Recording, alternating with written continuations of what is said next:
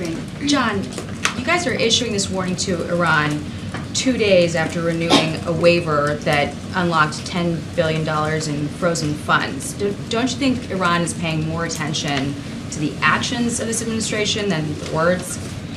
Can't speak for the mullahs or what they're paying attention to or not. Jackie, I would remind that this sanctions waiver is renewed or up for renewal every 3 months. It's a quarterly thing.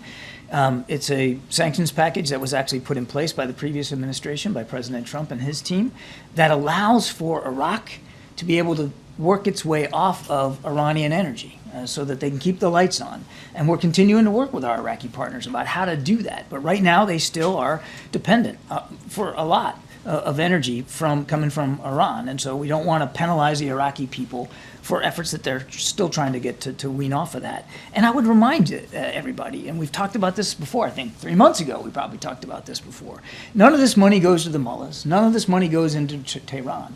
The sanctions relief that is provided actually goes to vendors that provide humanitarian assistance to the Iranian people. So not only do the Iraqi people not suffer because of this, the Iranian people aren't going to suffer because of this.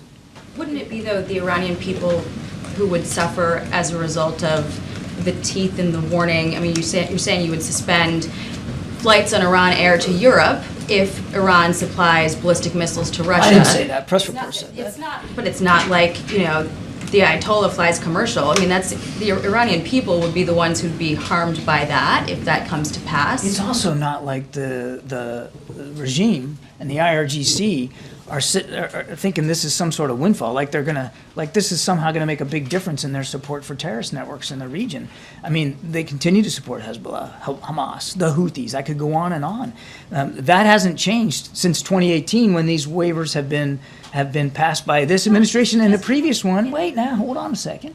So you're talking about one of the most heavily sanctioned countries on the planet, and we're still going to look at additional options if we need to. We've been nothing but clear and direct, and quite frankly forceful in pushing back on Iran's activities in the region.